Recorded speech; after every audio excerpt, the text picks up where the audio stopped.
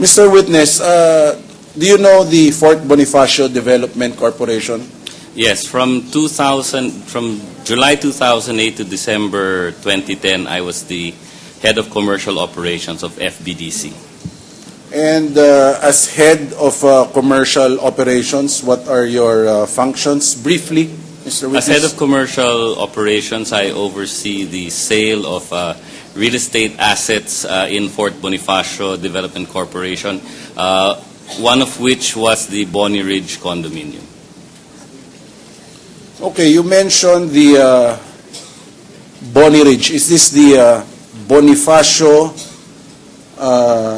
Ridge condominium of the Fort Bonifacio Development Corporation in Taguig? Yes, that is.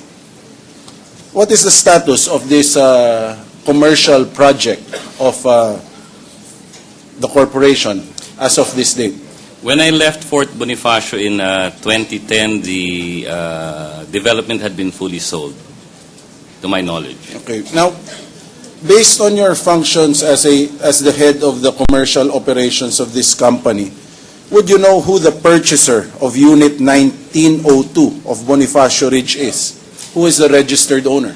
Based on the records of Fort Bonifacio, the owner of that unit is Mrs. Cristina Corona.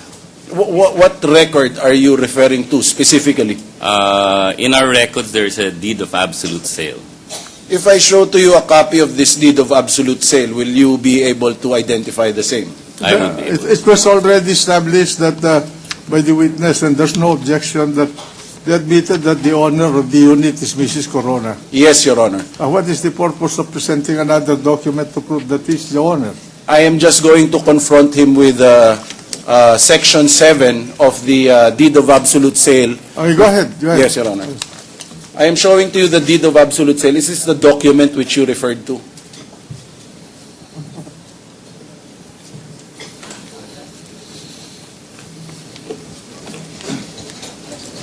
This is the document, sir. The document, Your Honor, has also been marked by the prosecution as Exhibit UU, and we move that it be marked as our Exhibit 243. Your Honor, Mr. Witness, rather, Section 7 of this contract provides for the terms and conditions of acceptance of the unit by the purchaser. It states in part, the seller shall notify the purchaser in writing of the readiness of the unit for acceptance by the purchaser and delivery by the seller to the purchaser of the same. My question is, when did Fort Bonifacio Development Corporation notify Mrs. Cristina Corona about the readiness of the unit for acceptance and delivery? Based on our records of that unit, that the purchaser was notified sometime in the year 2005. May I pose this question? On or before that date, did the purchaser pay any consideration for the unit? Usually before we would... No, I am asking you a pointed question. Did your record show that the buyer, on or before the date you mentioned, the unit was paid for? Your Honor, based on our records, the unit had been paid for by So the time. it was paid for. The only thing material here is when it was delivered and accepted by the owner. Yes, Your Honor. Values had passed from her to the seller. Based on our record, yes, Your Honor. All right. Proceed. So what happened during this inspection for the turnover and delivery of the unit to Mrs. Corona? Well, as in most turnover processes, there was a punch list executed between the purchaser and the seller, which basically identified the various deficiencies or complaints or things that had to be repaired from the perspective of the purchaser, and this was usually agreed on by the seller, in this case, Fort Bonifacio Development Corporation. So in other words, there were punch lists containing defects pointed out by the unit purchaser to the developer. Yes, that's correct. And what was the action taken by Fort Bonifacio Development Corporation regarding these issues on the construction of the unit, as pointed out by Mrs. Cristina Corona in the punch list? Well, these punch list items were addressed by FBDC based on whether these were in fact part of the sort of deficiencies created or that appeared because of construction or during construction. And we would repair these items as a part of our after-sales service. And were the repairs actually performed by the developer in this Yes. case? These repairs were, the repairs were prepared over a period of time. Of course, each time we would repair, it would require that the purchaser accept these rectifications. And Mr. Witness, what was the response of Mrs. Corona to the actions taken by Fort Bonifacio Development Corporation? The turnover process was somewhat extended, and one of the responses of Mrs. Corona was, while the repairs were being completed, she contested whether she was liable for the payment of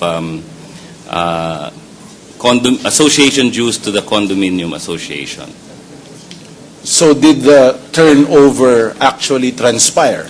There was a conditional turnover sometime in 2006, but nonetheless, when she was assessed condominium dues on that unit, she wrote FBDC that these dues, the assessment from the condominium corporation, should be carried or should be to the account of the developer. Mr. Witness, before the acceptance by Mrs. Corona of that condominium unit, how much was the total payment for the consideration, the total price of the unit? If you know. If I may refer to the deed of absolute sale, Go ahead. Your Honor. What's a deed of absolute sale? Fully paid na yan.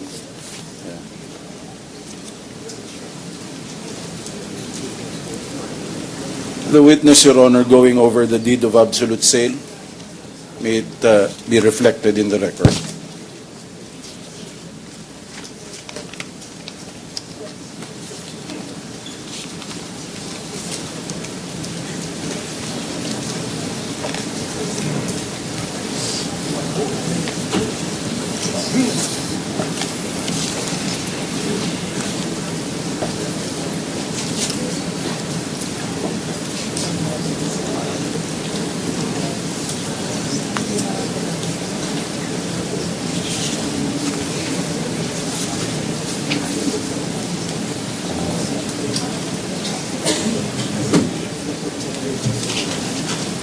Your Honor, the purchase price in the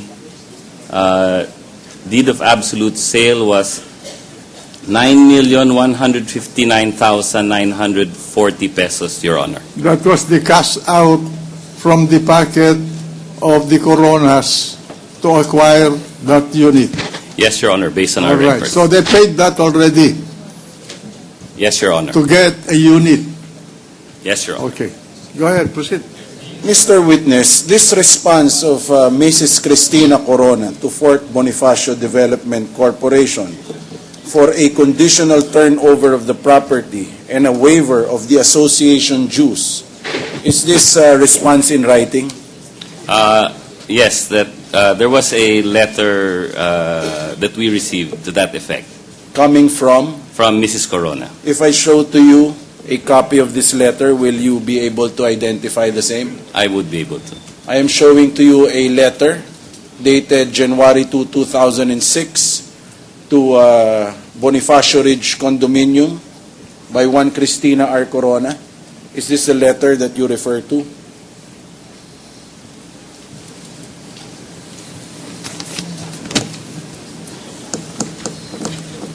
Yes, based on our records, this is the letter.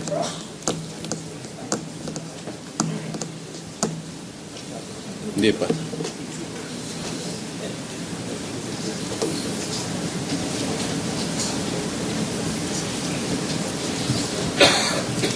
The prosecutor, Your Honor, is going over the letter.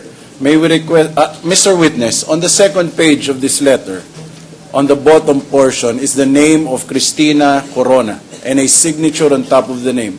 Would you be able to identify the signature appearing below? Yes, the signature is consistent with the signature we find on the deed of absolute sale of Mrs. Corona. Your Honor, just a manifestation. The document presented by the defense is a photocopy. Never mind. Are you doubting the authenticity of that photocopy? Well, if the original is in their possession, we would like to see the original. Do you have a copy of the original of this letter? I can secure it from our records. Subject to future presentation, Your Honor. All right. May we request, Your Honor, that the letter be marked as our Exhibit 244 and the name and signature of Mrs. Cristina Corona appearing on page 2 be bracketed and marked as our Exhibit 244-A. May I just clarify another point? If Mrs. Corona did not accept the unit, even though they already paid 9 million plus pesos for it, would there have been a rescission of the contract and a return of the consideration paid for by the Coronas for the unit?